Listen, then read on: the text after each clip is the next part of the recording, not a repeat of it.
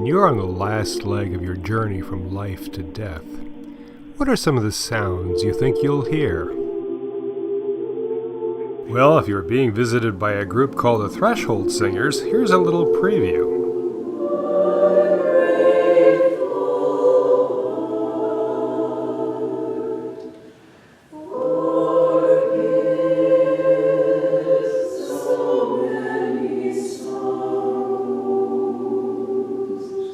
In the greater Boston area, there's a small group of singers with a mission to bring some peace and comfort to a person in their final hours by singing at their bedside.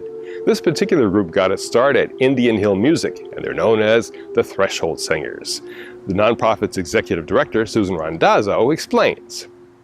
Threshold Choir, the organization, the national and actually international organization, is one choir, but serving 150 communities.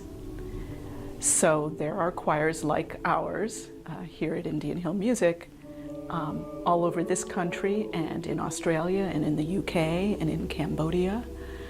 Our mission is to help people over their thresholds in life, particularly those who are dying. We started in 2007, and it was really a kind of serendipitous thing.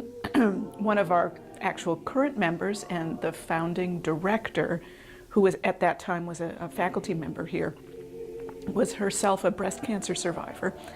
She thought she might be having a recurrence and was in a doctor's office, and she opened up Real Simple magazine, and she literally opened it up to a page that was an article about Kate Munger, the founder of the Threshold Choir organization. And she read the article and she said, if everything goes well here and I'm okay, I'm going to do this.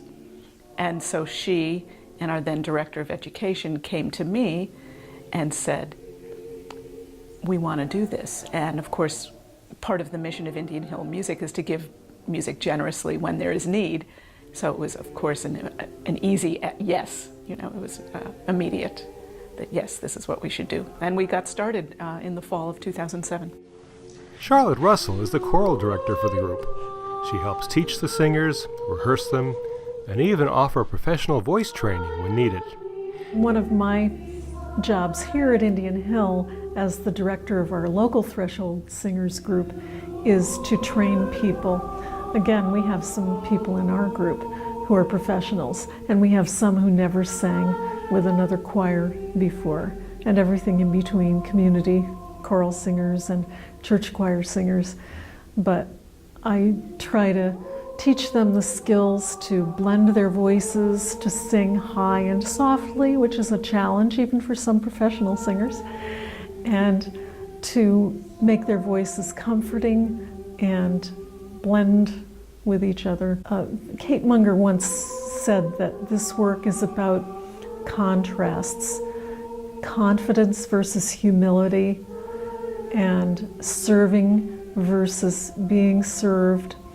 And it's very different than other kinds of singing from the singer's perspective too. You're trying not to be heard as an individual voice, but to blend in with the whole and let the music be as soft as it can be, not go back 100 feet to the end of the concert hall. When the Threshold Singers get a call requesting their services, how does a bedside sing come together? We'll hear more about that in Part 2. This is Tom Nalesnik reporting at Indian Hill Music.